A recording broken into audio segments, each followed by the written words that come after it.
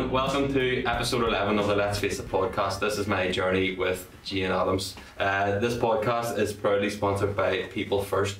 People First is an organisation throughout the whole north of Ireland, offering apprenticeships and different services to children who are just leaving school. So if you don't fancy, if you just finished your GCSEs, don't fancy going into A levels, you can go to People First, get an apprenticeship in mechanics or hairdressing or hair and beauty or whatever. So check them out on www.peoplefirst.co.uk, and yeah, they offer wonderful services. And my own brother works there, so if you go up to the dairy farm and ask for Podrick and torture him, tell him I sent you and he'll look after you.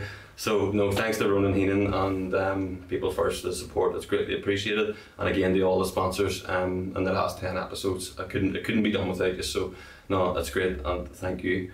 But episode 11, you wanted to be episode 14, Jane, but we'll not give you your centre half forward this week. What's the crack? How are you? Well, thank you for inviting me here. It's great to be here with you. We chat just to get us started off there was great and very insightful, so I'm looking forward to this chat. Class. And I suppose, like, I have it wrote down here, I know you have loads of honours, but we'll go with these 4 or 5. All-Ireland Club winning captain 2008, Ulster Camogie Player of the Year, times 3. 5. Times 5, sorry, I must have read an old article, times 5. You got an All-Star in 2008 too. Yeah. And you're a very successful businesswoman. Thank you. Nice. So I suppose, like, this is my journey, and we'll just go through your journey of life, I suppose. And I actually said to you, it's easy sometimes preparing for different people coming in because they're just focused on one thing. But I think that you, like a comedian or a boxer, but you have so much going on in your life and you're so busy. Between business and work and sport and I suppose family now, and so we'll have loads to talk about. So I think we'll just start from the start, and like growing up, at the end of the day you're just a young girl from West Belfast and who did reach the pinnacle in Croke Park and achieve definitely one of my dreams, but like even starting off in the Camogie and stuff, how did that come about there? It actually came about from default. We lived in Glengoland, and a guy called Sean, from a teacher in St Malachy School. Sean Bannon? No, Sean Campbell it was. Campbell, so, and Sean Campbell, like, this is going back maybe 1989. So, and that's probably another reason why I've a lot more to talk about, not just sport and thing, because I'm probably a wee bit older than some of the ones that you've already, like Michael Conlon or young Kevin. But so it started that I think Mummy and Daddy on a Saturday needed a break from all their kids running about the house, and Sean Campbell lived straight facing us and said, I take the Camogie team at the weekends, does the girls want to go? So we decided that no problem, we'd head down, and so we went to St Malachy's in the market, and the love of our Camogie started there. I was P7 in school, so whenever I went back to school there was also a teacher there called Eamon O'Fegoin. And now absolute gentleman. Absolutely brilliant. Hero. So, yeah, and he's one of my heroes still to this day. So he had said, well, if you're playing Camogie and St Malachy's, why do you want to play in the hurling team? So I started playing on the hurling team as a goalkeeper, and I love for it. Like, it's probably the same as you. As soon as you pick up the hurling, I know you had said earlier when I was listening to a few things that you started when you were about 3 or 4. I probably didn't start till I was 10 or 11, but as soon as I started playing, I just completely fell in love with it, and that's where it all started from, those two fellas. Class. And two, like, we do have the same roots in St Malachy's too, because Sean would actually be best friends with my granddad, Eamon Boyle. Right. And good St Malachy's man too, yeah. So I think all good people come from. Dirty Hardy was joking about this whenever I met her. She's like, all the good players come from the markets. Nicky, my wife's from the markets. Just always so it must be like it must be just for the core of us and all that. No, that's class. And then you just fell in love with it straight away, and Homans and them two men, obviously, because your dad was in the boxing and stuff, wasn't he? Yeah, so my daddy's he was All-Ireland champion a few times, and that's one sport that we always like supported and followed, even before the boys like Paddy Barnes, Mick, Carl, Jamie, all them. So now we support them. So I think we're very lucky to be from West Belfast and have such a good lot of boxers that you can think. But even pre-them being big, or pre-them even young amateurs, we were going to the likes of my daddy took us in 2006 to Las Vegas to watch Floyd Mayweather fight Manny Pacquiao, Oscar De La Hoya, and even before that we were in the Athens Olympics. watched Amir Khan, Mario Kinderlin, all those guys. So we're always been boxing fans, and that's probably where our love for boxing comes from now. But before that, it's like my daddy was boxing himself, and I think that's where probably a lot of the motivation and stuff comes from, and self-discipline and wanting to be involved in sport, and also him being a boxer and a businessman. Even way back then, my mummy was his #1 supporter, so there always has to be, even if it's a wee small team, there's always a team behind them. Yeah. You need that, definitely. And I suppose, like, I talk about it all the time about that network of people you have around you, and when you find that good network, you are going to do well because they're positive, and it's going to like stem that positivity, and that is very important too, isn't it? Absolutely. I think it's what drives. Like, I like individual sports, but my thing is a team sport, and I think that comes from really being involved with like my sisters for all my life.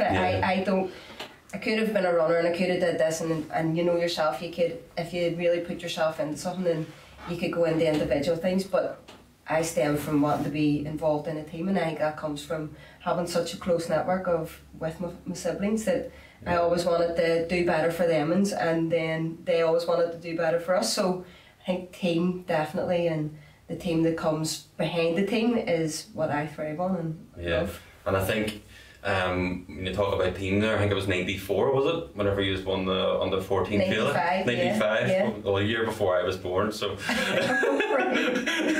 95, you're talking about a team, like, and you just won your first All-Ireland, and like that was the start of something very, very special. I suppose a journey for even Rossa Camogie. Yeah, definitely. In 95, just early 95, I transferred from St Malachy's to Rossa, because I just had more friends and stuff in Rossa, and at that time I was playing on the junior team for St Malachy's, but there was no progression after the junior team, and I felt that even then I could see that all the wee girls my age were starting to slip away, and even though they're only 13 and 14, but after primary school they sort of just went their own separate ways. So for me to be able to and want to continue playing sport, I felt that I had to move, and I knew Carrie O'Neill and Orla Quinn and stuff from school, so I just thought, and Kelly Dakin and stuff, so I thought, well, that's probably the team that I should go to, and I loved it. As soon as I went to Rossa, we got through into the middle of it, and we played a couple of matches with Belfast and stuff, and then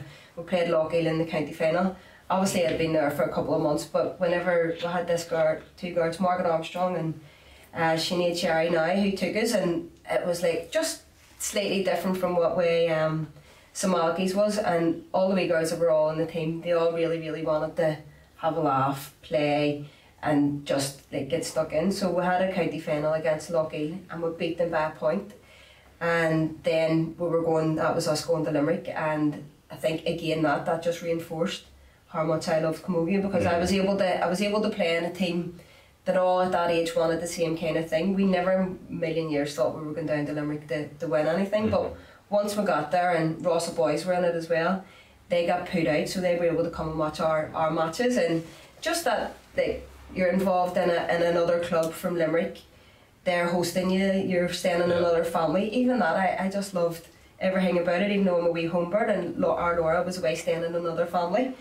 It just gave me a real sense of this is what the GAA and Camogie is really about, and I loved it. And at the end of the weekend, we'd after a few hard matches, we'd won an All-Ireland, and that was then definitely okay, this is the path that I want to go down. This makes me happy. It ignites all the wee flames inside you, and your belly going, and I just thought, right, this is exactly what I want. And I'm actually the same, because in 2006 I was too young, but we went to the feile, and I was the water boy. Were you? And we ended up going on and winning the All-Ireland in Cork, and the same feeling. I was like, I want this, this is me. Like going and staying at someone's house, and everything was just about the GAA. And back to what we were talking about, the team behind the team, there's definitely and it's getting more and more in the north, in our clubs too, but that sort of sense of community, that everything is just about the GAA, and I thought that was just powerful, and that's just what I wanted, and it was very, very special. And then I suppose probably the same as you, I just got hooked on it and just wanted to do well,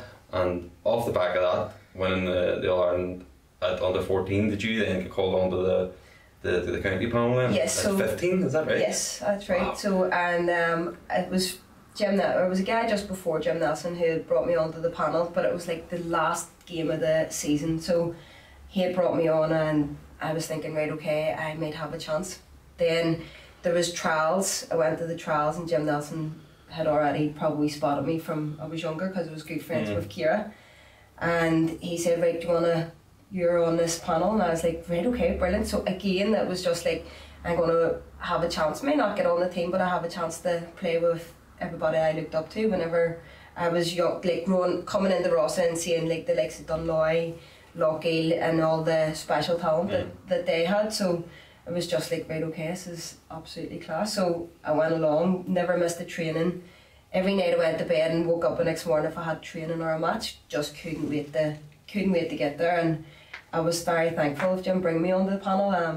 And then very early on he brought me on as a sub and started playing me as like their secret weapon at the last of the 15 minutes at the end of every game, and him and John Crossy, which two absolute legends. I know. So I'm very, very lucky that that very tender age that I was brought along. I was good enough to be on the panel, and then it just reinforced everything that, okay, well, I'll be going away on weekends with the team, I'll be learning more stuff, I'll be able to see what the talent is like at this level down south, and then that's probably opened your head to going, right, okay, well, so pitch yourself against somebody else that you think, are they better than me? And then once you started saying, you're like, no, I'm actually just as good as them. And then again, that just reinforced of how much I loved and wanted to progress in Camogie. And that's class. And you mentioned Jim Nelson there, and I don't think we can go on without talking about him a wee bit more, I suppose. Like, and like a lot of my friends, like I'd be close with Liam Watson there, and he won an All-Ireland off the back of the work that Jim Nelson done. Like I'd be close with Gavin Duffy, and he's worked closely with him. Like anyone that I would be friends with and I didn't know him, but knew Jim Nelson and worked with him, just like he is an absolute genius, and he was just so far ahead of his time. And like, but what I didn't know until I started was reading up stuff about you was the fact that he had such an impact and such a stamp on that good Rossa team. Didn't know that. But how much did he really mean to you, I suppose, not just Camogie, but in your life and I suppose development at that young age? Because like 14, 15, as you say, some of your friends, even some aunties, were starting to drift away and stuff. Yeah. Like, so how important was he in your life? Knowing now what I know now, looking back, he's massive impact. I'd say there's my family, and obviously there's Nicky and all the rest of it, like in the present day. But looking back, there's a couple of people that actually have massive impact, and one of them's Jim Nelson. The other one's Maura Thompson, a school teacher of mine. But Jim was absolutely classy. He brought me onto the panel. He used to say, I'll wrap you on cotton wool and you'll never step out of the way and all the rest of it. And even whenever I maybe had a few times where got to about 17 or 18, was going to Celtic matches and stuff, and he would say, right, okay, what are you doing here? And I'd say, I'm going every week to Celtic. And he said, come on, Jane, you need a shitter, get off the pot. You need to be putting all your time and effort in this if you want to make anything of yourself in the Camogie world. So I was like, right, okay. So he told me stuff that probably made me realise, right, okay, well, again, you're at a crossroads. Whatever you want to do, you have to really apply yourself. He used to say whenever he would have saw me when I was like 13, 14 and lived between Dummery Lane and Twinbrooks, I used to walk, me and my ex-boyfriend used to walk up and down the road. He would have been going up to the house in Poglass, and then we would have walked each other along. So if you see just outside the dairy farm, I'd have been standing one side of the road and he'd be at the other side of the road, and we'd be striking the ball across, like just over the main road. And he said then, he was like, right, okay, well, you never have a hurt out of your hands, so you couldn't be going too far wrong. And I think that the impact he has and even plays in even running businesses and stuff has been massive. And the role that he played within Rossa, like we won the All-Ireland the year that he just previous that had left, but without Jim it just was not happening. He brought a professionalism to it, motivated you differently than I've ever seen, and we were acting as professional athletes whenever we were under him. Yeah, way before anyone was acting as professional athletes, I suppose. Yeah, and then I suppose like you're now playing for the county, you're playing for Rossa, you just love Camogie. Like what was school like? How were you like in school, or what was the crack there? I couldn't wait to get out of school to go and play Camogie. And it's and another thread that I would that everybody seems to be saying is I wish I had done more in school. Yeah. I wish I had done more in school, because if you apply yourself the way that we did in sport, the way you could have done to your academic world, then like the world's your oyster. And I'm not saying that if you don't have it, it can't work for you, because it definitely can. But I definitely think that everybody that you've even interviewed have all said, I wish I had done more, I wish I had done more. I do wish I had done more, but it would have limited me to probably doing other things within Camogie. So I can't really look back and say that I regret not doing it. I went to university and did enough just to get by, but I couldn't wait to get out of school to play. Just to play Camogie, and that's that. So then like from Jim came in from 2000, wasn't it? Yep. To 2007. That was obviously like a really, really good time for Rossa. And then moving on, like how many championships do you have? 10. Between that, and then they just win Ulster many times? I think we have 6 Ulster titles. Beating an All-Ireland final, beating a couple of 4 or 5 All-Ireland semi-finals, and then the ultimate one. And then Mickey McCulloch, of course, comes in, another friend of mine. Yeah. And I suppose, like, I've never met Jim, but I can imagine that he had a completely different approach to what Mickey had. But I suppose 2 very, very knowledgeable guys when it comes to talking hurling. Yeah. And he obviously came and brought us over the line. What was 2008 like? Because I know, like, coming like, you tried to get loads of managers, and like you weren't having too much luck, and I suppose you didn't fully believe that year. I suppose maybe somewhere inside you had a dream, of course, but you didn't fully believe. You thought your days were numbered in terms of going on and walking up the steps in Hogan Stanley. So what was that year like? Disaster to start off. We had loads of people, loads of the older players and stuff, not that old, like maybe in their early 30s, started saying, okay, we'll give everything that we can. We don't really think that our dream's achievable. The back of my mind, I thought the same. I was thinking, why did I even think that we were even close to that casual team? Because we completely got blew out of the water. They absolutely annihilated us. And I do believe that Jim also thought, right, well, my time is done here. I've brought them as far and as close as to what they'll ever get. And I'm not sure that even he would have thought that we had anything else in us for the following year. So it was a disaster to start off with. Nobody wanted to take us. 33 people we asked to take us, and every single person said no. It could be a number of reasons why they didn't want. We're too much hassle. We're all kind of a wee bit psycho, because you have to be a bit psycho. I take our Camogie, so I know what you're talking about. But there you go, you know exactly what you're talking about. So nobody wanted to take us, and Mickey had been involved a few years before with Jim, but just didn't work out. I think probably Gavin Duffy was involved as well. If you want like a kind of gauge of how good a person Jim was, just look at Gavin Duffy, because everything that they're just very, very similar. He's very calm and cool and collected, and no, he's very personable. He can speak to people. He knows when to hit you, kick up your arse when you need it, and he also knows how to be your friend, and not everybody can do that, but Jim could do it, and also Gavin Duffy can do it. And speaking of Gavin Duffy, and I've actually never told this story, but while you brought him up, like, actually I might have told it whenever he was in Queens one time, but he was taking our Warwickshire team, and he used to fly over. It was funny because he used to be like, it's actually quicker for me to get the Warwickshire training because he lived beside the airport than it is to get the Lockheed. And we were laughing, but I was living in Birmingham at the time and I was really, really struggling, but he was flying over and taking the team. And I remember one night we were training, he came up to me and I said, Gavin, I'm struggling here, really, you've no idea, and blah blah blah. And he was like, right, come on, just get back over to Belfast, like, and get away from what the circles you're in or whatever you're doing. And right there, and we were standing in the airport, and he says to me, like, don't know, what do you want to do, where do you want to be? And I says, Gavin, I want to be here. And he's like, move home. And I was like, Gavin, like, I don't want to be alive.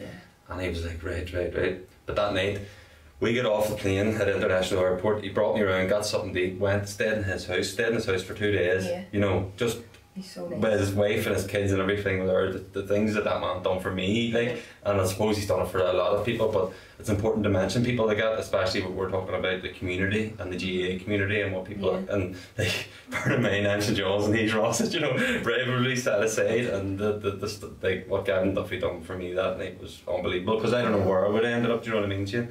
So, very, very powerful man, and a lot thank God for him. So, I don't, now I can think of Jim and how special he was to you, do you know what I mean? And having them types of people in your life are very important. But no, and then you go on then and like, eventually get Mickey to take his Mickey the madman, and you know what? I think we needed a bit of a madman. Bit of madness. I think without both of them, Jim and Mickey, in the latter years there, I don't think we wouldn't have got over the line. It was just different type of training. Different, maybe we took ourselves too serious in the last load of years, and we just got caught up in just right to get win. There's no bit of fun, but nothing really. You were on drink bans, and because Jim had you on drink bans, and we all bought into that. So I think like we all probably needed a wee bit of fun time as well. And then a lot of the younger players then started. They were involved. 16. Like Natalie McGuinness was 16 at the time. She then got her chance when a couple of the older girls left. She was then able to come on, and Natalie was one of our best players in the All-Ireland final. She was only 16. So that transition from Jim to Mickey probably came at the right time, and Mickey would have had you up in St Mary's and just doing this absolutely mad training. I was thinking a lot of our committee was like myself and Teresa McGowan, just players. There was nobody outside that, and we were like, he's nuts, what are we going to do? Like, and they were like, listen, he's doing it for us. He's all with that. And we're a wee bit too picky as well. So whenever he came on board, and we went to a match down in Good Counsel in Dublin, and we never even heard of Good Counsel, but he said it'll give you the good game. On the way down in the bus, he put everybody's name in the hat, and just as you picked it out, number 1, okay, Jane Adams, you're doing that. Number 2, somebody who would have normally played corner forward. So he just mixed it all up again. So that was the start of it being, okay, we'll have a bit of a laugh here, but also he is also another psycho. So you know he is. So then you got stuck right into training. When you were training hard, and he was very good at, like, one person in particular, Aisling McCall, who again was one of our best players on the day. So he would have said, right, this is your job, so you need to do this. And then so every person had a job on the team, and it wasn't just get the ball to Jane and she'll do this, or Treasy, you have to. It was everybody had a specific job. Shawnee McCann's job was, if anybody in our team gets hit within the next 5 minutes, you hit that person that hit it. So she could have been playing midfield and somebody in cornerback has hit our corner forward. She would have made her way down in a tackle and hit that person. So he had everything. Like, he was he's brilliant at managing one person and getting that team to all come together. So I think those two, definitely we needed both to be able to get over the line in 2008. And what about personally then? Going, like, being, I suppose, like that's my dream, and like ever since I was a kid, now the password's changed now, but remember the All-Ireland finals used to be on the 17th of March? Yeah. So my password on like Bebo and Facebook always would have been like the 17th of the 3rd, 2-0, and then dot, like All-Ireland Club final day. I just want to be there, always my dream, and it still is, I suppose. Like, and obviously for you to do that too, you get so hooked.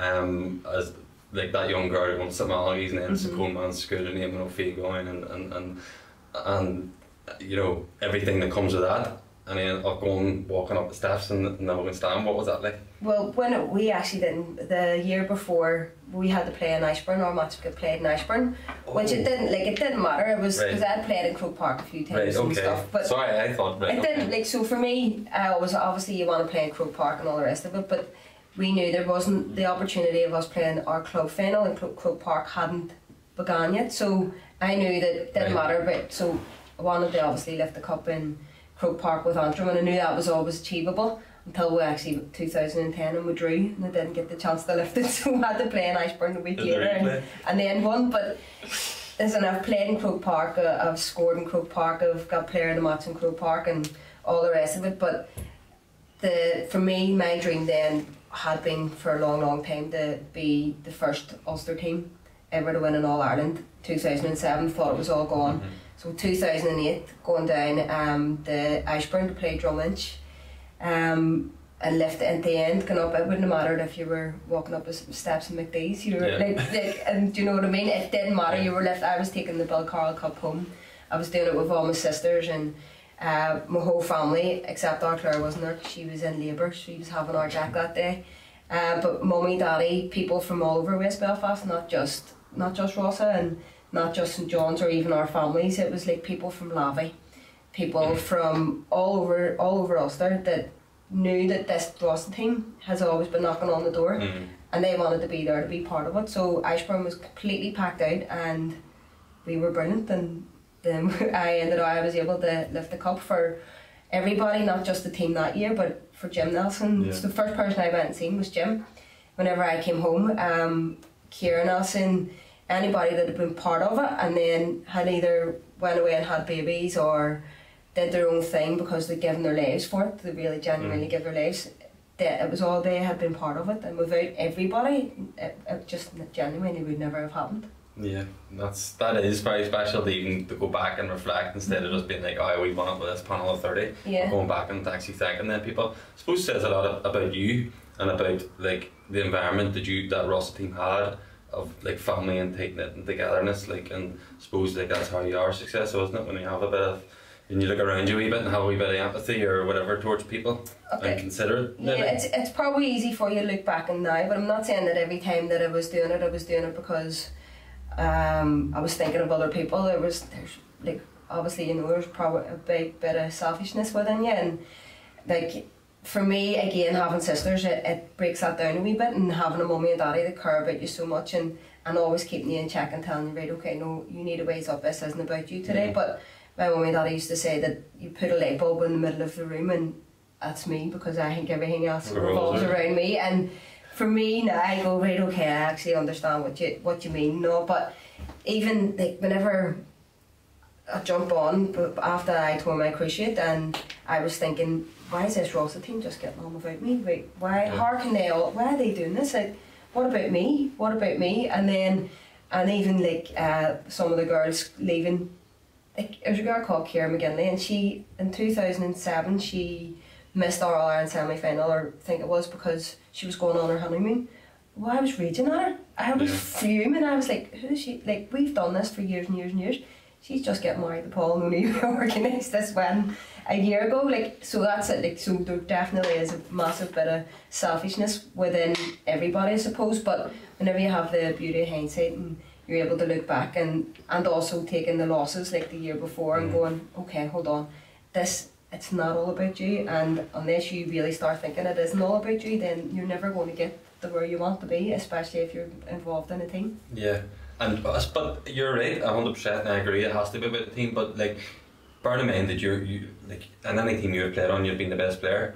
Like, you know, you start forward, you do all the scoring, everyone looks to your leader, so you sort of have to be like, I'm the woman, I suppose, you know, rather, you know, like, and like Michael Jordan in the basketball documentary, like it literally was, he had that mindset that he wanted to be the best.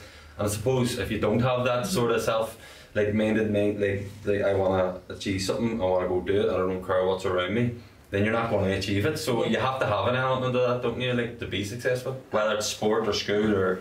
Absolutely, you have to, like I said earlier on, you have to be a bit of a psycho, and I don't mean that in any, like, you have to go out and do anything on anybody, but you have to have a mindset of where if you want it, you have to go and get it, and you do have to make sacrifices. But again, I don't call anything that I did a sacrifices, because it was what I wanted to do. So me not going out with my friends or me sitting in the house or anything, it wasn't really a sacrifice, because it's what I wanted to do. So you do have to be a bit crazy, and you do have to be a bit addicted and probably motivated in a way where you go, right, okay, well, everything's surrounding me, I don't really care what's going on, I just have to be, and my family allowed me to do that. I didn't have to really work that hard. My mummy and daddy and my sisters, even our Laura, took all the heavy work and work and was like, right, okay, well, go, no, you follow your dream, because it wasn't just my dream then. She knew that we had a way of getting to our dream maybe through me, but she was also involved in it because she was playing on the team and she was things. So it's knowing your ability and knowing how to use it, but also that it can't just be about you, because there is everybody else, and everybody else also chips in, and without everybody else, it's very easy to say, oh, without everybody else, but it genuinely is the truth. Jigsaw, isn't it? Yeah, absolutely. Yeah, and then like that's your club. Suppose the pinnacle of your club career. What about Antrim then? Like, what would you say was your pinnacle there? With Antrim, again, just it gave me another opportunity to play another match, give me another opportunity to go to another training session, and again look out for, right, well, I can play against Cork today, so okay, so let's see what you have, because again then you're going, right, okay, well, I can't be as good as these, and so like playing against the likes of Breach, Corkery or Gemma O'Connor, all that then it cements what you already been thinking, and all your hard work actually like starts to come out, and you know that you are just as good as them. So with Antrim, every time I love pulling on the jersey. I love working with different coaches. I love meeting everybody within the county, and probably my best moment would have been maybe 2010 winning I captained the Intermediate All Ireland, but it was a draw then, and then we had to replay it. But obviously you want to win a senior, but it just wasn't happening. And we in '97 when Jim took us again, he took us for Antrim and had me on the panel.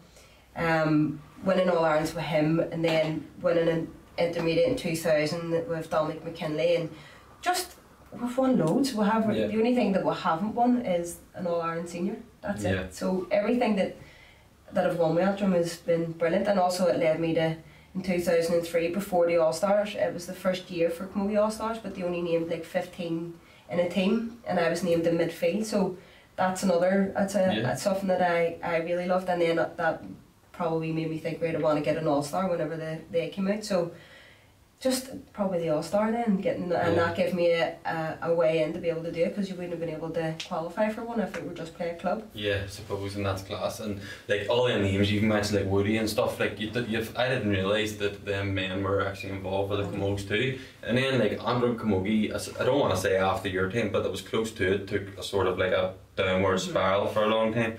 And then now, not all of a sudden, because there is a serious amount of work being done in the background in terms of coaching and clubs and everything, but like it's starting to come up again, and even the profile of players are coming up again, and like the GPA are doing a lot now, and everything's becoming a lot more inclusive. And I suppose for you, like growing up, like coming through your county career and your club career with like this lull of like not being, there was no like LGBT or awareness towards gay people in sports. Like, was that difficult for you growing up? And I suppose the other question is, how happy are you with things now that the awareness is out there with gay people within sport? Well, I think obviously there's gay people within sport, and there always have been gay people within sport.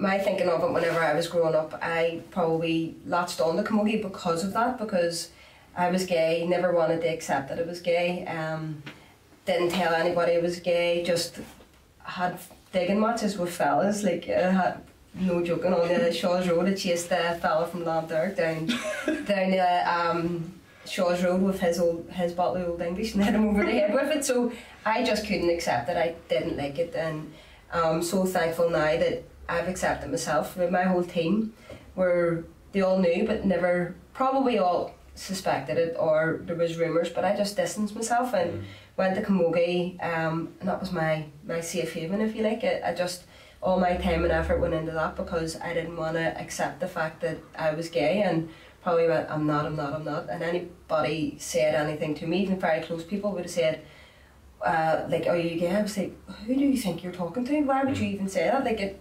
genuinely, I hated it, and always said I wasn't until really I've only accepted it when I've met Nikki, and she, like, I'm Nikki's first partner, and she was like, well, what do you mean? What are you talking about? And I'd say, well, I don't really accept it. And she was like, everybody else has the problem, it's not you. If they don't accept it, it's their problem. And her being so okay and open about it and all, and not really caring, was like, flip, this is a brief. And probably because it was the first time that I've ever really thought that I could have a normal life. And I know it probably sounds a wee bit fake, that couldn't be true, but that genuinely is. I used to think that I'll just make do, because I don't want to say that I am, but if anybody came and said to me, "Oh, what about your partner?" I would have just went, "Well, I'm not going to deny them because that's unfair and selfish." So I would have just went, "Aye, okay," but never really wanted to talk about it. But now I feel like, even going through coming out and all the rest of it, I only came out to my mum and daddy when I was like maybe 23, and would have said, "Don't talk about it,"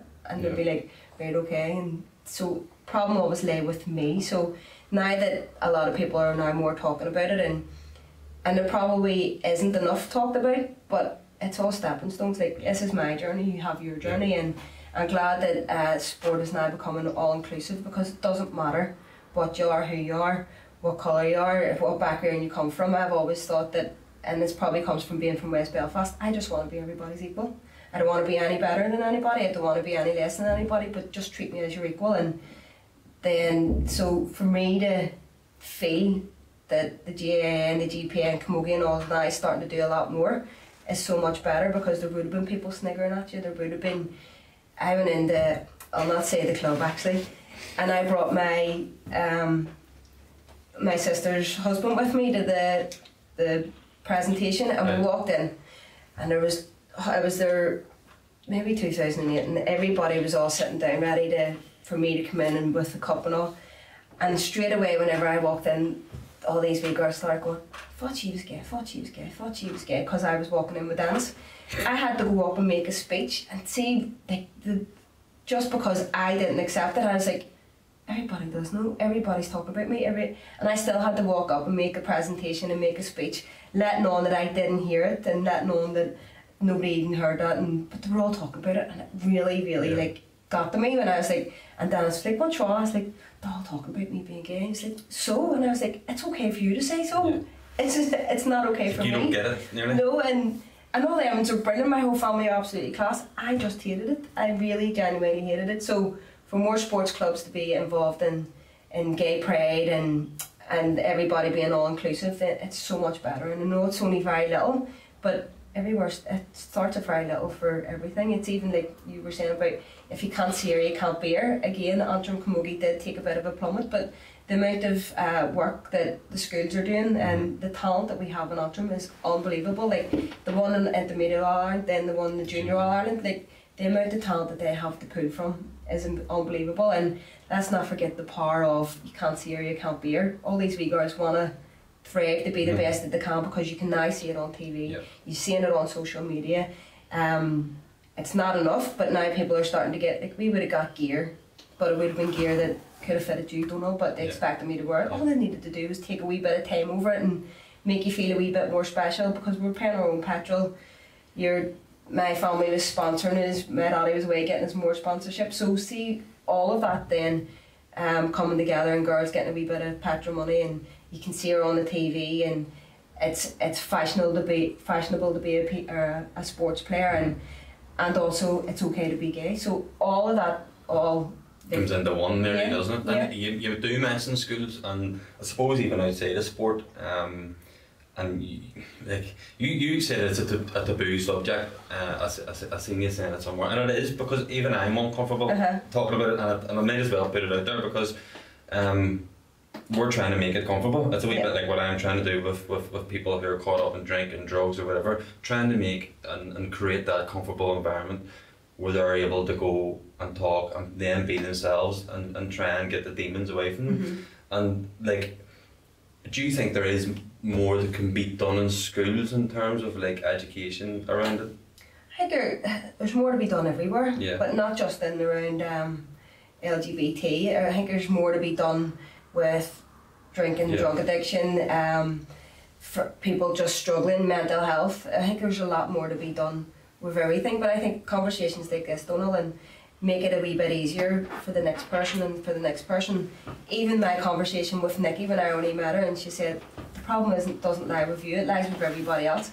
Me accepting it. That's powerful, isn't it? I know, me being able to accept myself, it genuinely felt like this is what way I should have been feeling. This is how it's meant to feel. So if there's more done in schools, I think, to be honest, it doesn't have to be anything that there's an education around it, but openness, and for you to believe that you're not any less than anybody else, and and more talking about it and more on social media, and that goes right across the board for everybody, even like cross community stuff, like you're allowed to have Protestant friends.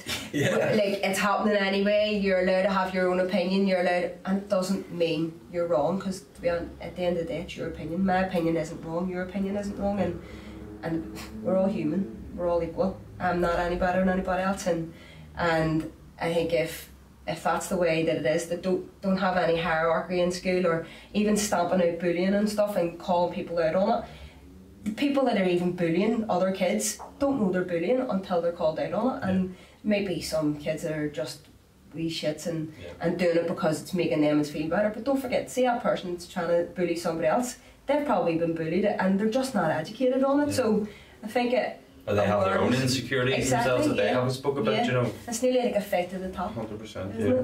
And it is, I talk about this all the time, like it's like a dog-eat-dog nearly society that we're in, but the more we can, like, normalise nearly everything, like the drinking, the drugs, and people being gay, and you know, whatever else it may be, the Catholic Protestant divide. Like me and William were talking last week about it, and I was saying that there's even some of my friends I know that have never had a conversation with a Protestant. Really? And I'm going like, isn't that mental? You know, like, but it is. I think the world is getting better in that sort of sense, and I suppose West Belfast is getting better. Yeah.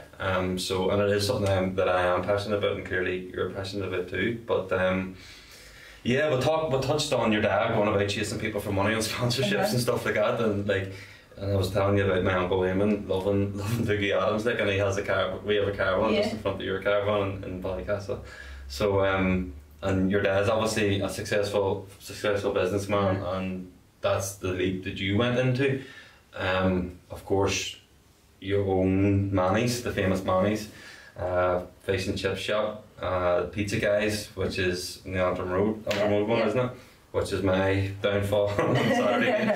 And and a couple, go ahead, what a couple of other things you're at, like, so what is life like outside of hurling and stuff like that whenever that stopped, and how hard is it running your businesses, and what's life like? I think it was a natural progression. We've always been involved with Daddy and Mummy in the pubs and stuff, so we've always been workers. We've always been hard workers.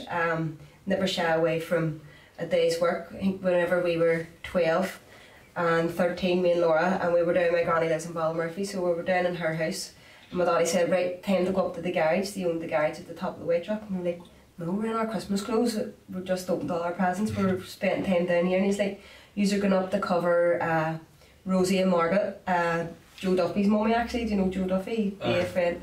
You're going up to cover it so they can go for their dinner. And we were like, on Christmas Day we're going to work. He says, yeah, because you've had your dinner and they haven't had their dinner, so you're going to work. It's like, right, okay. So we went up, we were 12 and 13 to stand in a garage serving batteries, most of all, because everybody had their toys and had no batteries, and petrol if anybody needed it. So from a very early age, it was just like, you get on like it's not work, it's like, it's something that you have to do, life, and that's exactly, and you don't just get things handed to you, and you have to work. So us doing that was always good, and then getting into the bars, we always had somewhere to go, like, and it was very easy because I had Camogie to say, okay, well, I can't work this night, I can't work that night, but I can do a Saturday day shift, which really didn't suit them, but it allowed me to be able to do it anyway. So working from a very early age was always there to be able to do, and I'm very thankful of it. So after I had finished playing Camogie, and in my head thinking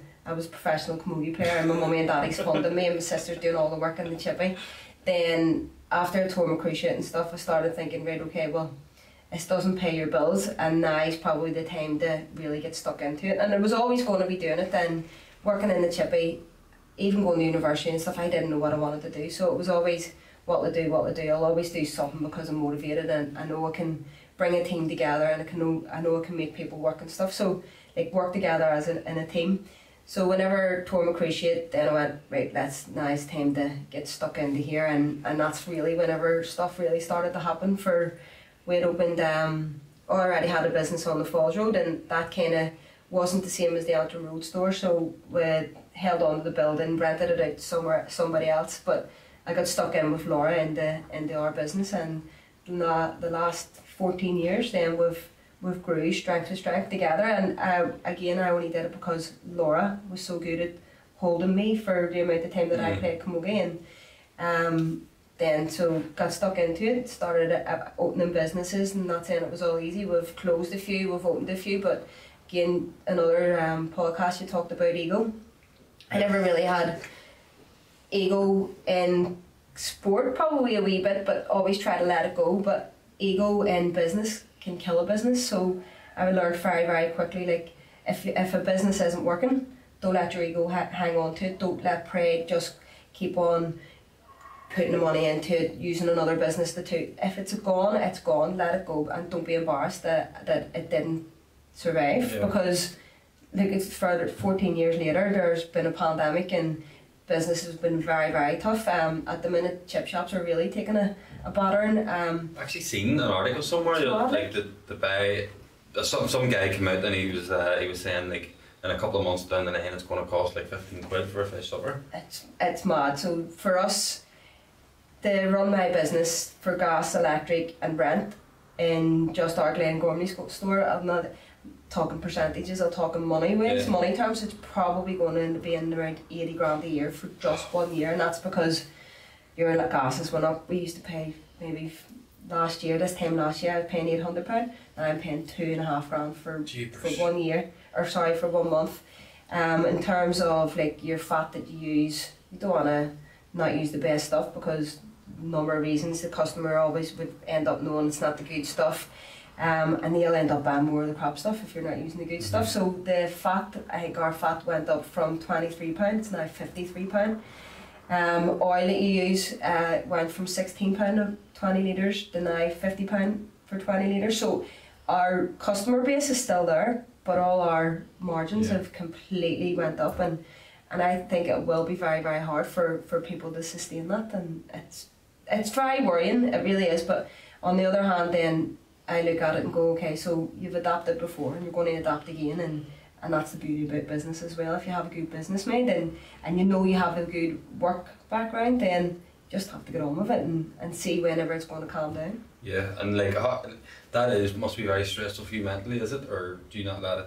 So yes, it is. It is stressful. It's very stressful. I also suffer from migraines and have over the last 2 years taken medication for my migraines, and I find that more stressful than business. I think I've stopped taking them because I couldn't deal with stresses in work and taking a medication that were not working for me and making me feel really down and making me feel really bad. And see, as soon as I've said to Laura and Nikki and my mummy and daddy, once I stopped taking that medication and started like being able to focus on business again, I was thinking that the business was a problem, but it wasn't. It was because my mind wasn't thinking straight, or I was worried. Like, the tablets were awful, like, I have to say, and now coming off them and seeing it a wee bit more clearly, I don't mind the stress of it. It's not, that wasn't the stress. So you can see it a wee bit more. It is obviously stressful, I'm not saying it isn't, but you can get through it. Like, you can literally get through anything, and see if it doesn't work, you're one decision away of saying it's not working. So it's all about decisions, and it's only ever one decision. If you're not happy, you have a decision today, right? Okay, I'm not happy, I want to be happy, right? What's the decision? And that's the way you have to look at it. That's the way I have to look at it. And my mummy and daddy again are brilliant at doing that. My daddy'd say, right, what's going on with you? And I'd say, or whatever. He'd say, right, okay, that's enough today. See, tomorrow it has to be different, and this is what you have to do, and get on with it. And again, not let ego hold on to the bad decisions. Just let it go and make another decision. It's going to turn you down a corner that you don't even know it's even. You don't even know it's there. Like, and that's what they say about one door closes and other doors, you know, here out of nowhere and open for you, or you have to put them down. But as long as we get through them, how many staff would you have, Jane? So overall sites we have around about 50 staff. 50 staff, like, and with that comes pressure too, because you have to put food in their family tables and stuff like that. And you mentioned about the migraines and stuff like that. It can be and the mindset that you have is very, very powerful. But is there like another way that you can maybe like switch off to get away from like business and work that you would like advise anybody, I suppose? Again, I didn't switch off even work wise. It was Camogie non-stop, then it was work non-stop until I met Nikki. And until I met And I don't even think it was, maybe it's not just because of Nikki. I think really it all boils down to acceptance of me. Yeah. And Nikki, yes, of course, helped me, and I found the person that I absolutely love and adore, and can't believe that this is actually the way life is. Do you know what I mean? Like, I always had a really good sporting career and business career, but family, and I love mommy and daddy and my sisters and stuff, they're all married and have loads of kids. Again, I thought I'll just make do, but until I met her, I accepted myself. I accepted, right, okay, this is actually what life's meant to be. And meeting her made me realise that, and made me go, right, okay, well, work isn't all what it's made out to be as well. Like, yes, of course, you have to put in the hours and you have to put in the work, but it's so nice to feel loved, and it's so nice to, like, I mean, not like loved by your family, but I mean, just romantically, and it's so nice to just actually be yourself for once in your whole life. But even like allowing someone to love you, is like, because like I can relate a lot to you with what you're saying. Even that, like, how are you supposed to go and like build a relationship with other people whenever you don't even know who you really are, or haven't really accepted who you really are? And I always talk about that person looking back at you in the mirror. Like, whenever I used to look in the mirror, whenever I was caught up in addiction in bad places, like, I was looking at myself and going, I don't even know who that is. Like, what is going on here? I've always felt, see, whenever, and I used to say to our Laura and all, whenever you look in the mirror, like, do you see, it sounds so stupid, do you see somebody different? But I kind of like look in the back of my eyes and go, I don't really know if that's you. And I don't mean like just looking at yourself in the mirror and going, but no, like a real deep, and I don't do that anymore, which is like, obviously now realising, us two talking about that doesn't happen to me anymore. But I, for all my life, even when I was a kid, looking in the mirror going, you're Jane, but who really are you? Who are you really? And it is just about acceptance. And that's something that I grew to then, like, I know it sounds again a wee bit cheesy and stuff, but like that loving yourself, like, and accepting, right, I actually love who I am, I love what I do. I love how I treat other people, but I'm actually going to let people into my life now, instead of having this guard up of like, no, like, I know. Do you know what I mean? Yeah, definitely. And that is a good place to be in, because then, as you say, you don't need to be like, I'm not saying hiding away, but like going into Camogie and letting that be your release, and like not needing to think about what, like, what's going on in the outside world or business or whatever. You can go home and actually sit down and love someone and have a family. See, being able to sit down, I used to go to work at 7 in the morning and not come back to 11 at night every day, 7 days a week, and it obviously did bother me, but you let on that it doesn't bother you, and you just want to get everything up and running, and like coming away from not playing sport, and again go back to the bit of the addictive personality, and you want everything to be the way that it should be and all the rest of it. But see, having a wee bit of space in your head that you can go home and just sit down and feel like you want to sit in your own living room. Like, I did not want to sit in my living room. You used to have a lovely house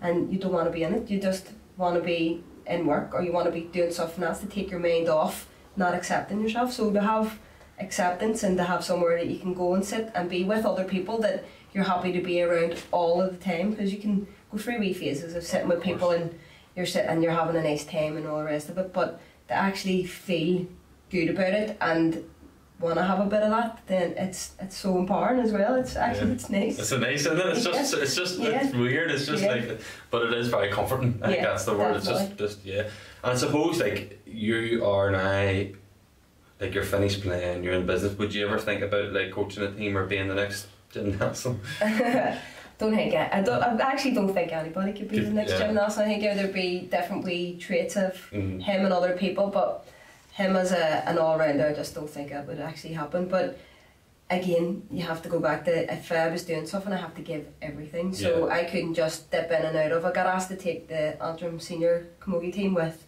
Elaine and the girls last year, straight after the win.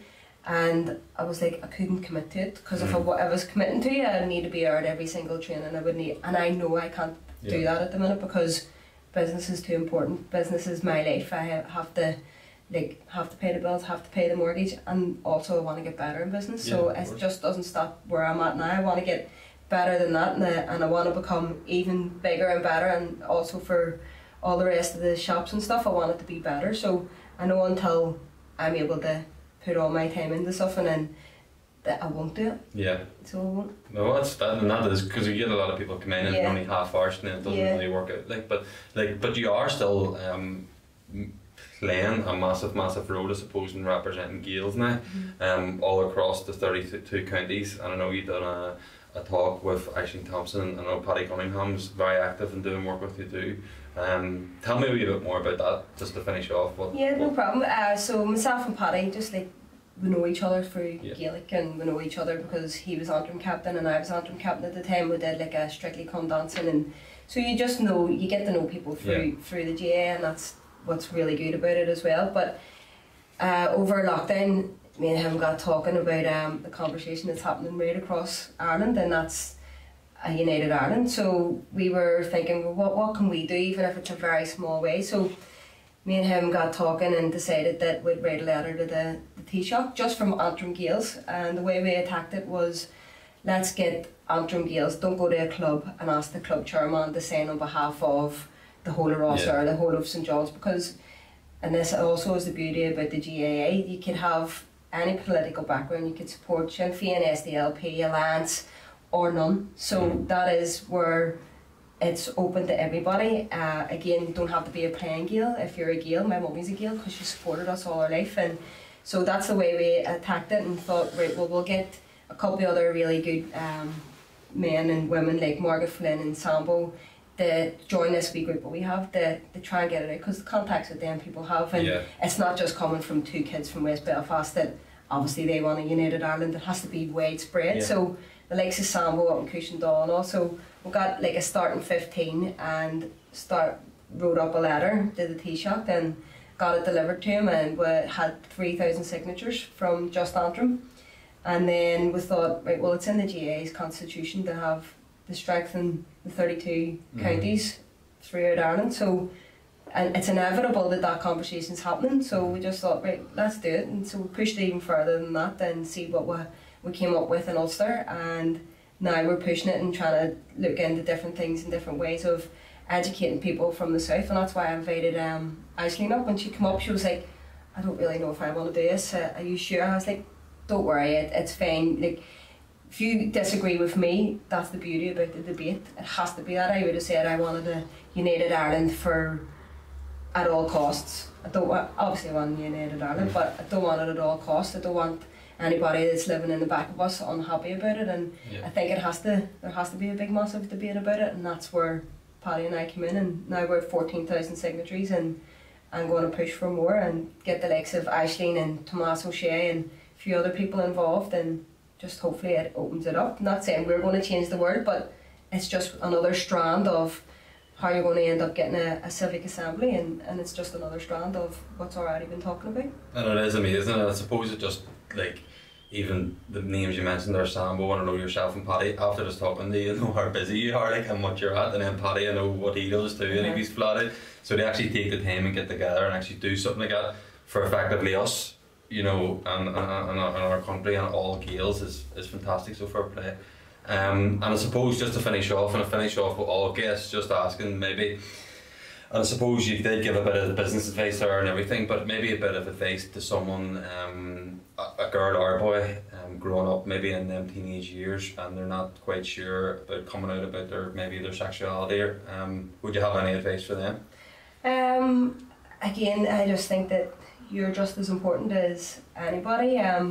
Very quickly, I'll tell you that whenever I did a podcast with Joe out of Skelta and I talked about being gay, it was probably the first time that I talked about it. And a guy came into the chippy after, and he's a man in his 70s, and he said, he started crying, and I was like, oh, he came into Manny's the whole time that we've had it, and he said, my son used to go into his bedroom and not come out, and I used to think, what have me and his mummy done? Me and his mummy, he obviously doesn't like us, and he said, and it wasn't because of that, it was because he was gay and he didn't know how to come out. And he said, but for me to be able to, then he told him that he was gay, and he said, but for me to be able to understand my son and why he was locking himself away was a big, massive relief for him. So he was able to talk about it differently to him, and he was able to say, he was like, we don't care about you being gay, it's fine, it's okay. And he's like, but I didn't understand the struggle that he was going through because he just didn't accept it himself. So for an older man then to go, but you opened my eyes to it, that it was very good for me to be able to hear. But for young kids, for people my age, because I'm sure there's people my age still afraid to say that they're gay, and there's nothing to be afraid of if you accept yourself. And you know, you may think you accept yourself, and looking in the mirror and thinking you accept yourself, but you know there's still that wee bit of doubt. Just, it doesn't matter about the doubt, because you are accepted, and no matter how much trouble or trauma you go through in your life, it's always just take one day at a time until you're really happy, and then see, whenever you become really happy, you'll know that all the sacrifices and all the hurt and pain that you have felt, it's going to be okay, and be who you want to be, and regardless of what anybody else thinks of you, just bite your tongue, look them in the eye and say, this is what I am, and that's all about it. And what was the words Mickey said to you? We'll finish off on there. The problem doesn't lie with you, Jane, it lies with everybody else. So there you are. Don't worry about the opinions of what other people, just as long as you're comfortable in your own skin, then that's the main thing. But thanks very much, Jane. That was class. And it was great to have you. And again, a big thanks to People First for sponsoring this week's episode. Absolutely fantastic to get their support and all the support from local businesses every week, and it's not possible without them. So hit them up on www.peoplefirst.co.uk and you can find out everything that they do. You just don't have to be a young person leaving school. You can go back if you want to further your education, if you're a wee bit older, to go and get GCSEs, or you can go in and get CSR cards for building sites and stuff like that. So thanks very much to Ronan Heenan and People First, and I will see you all soon. Cheers.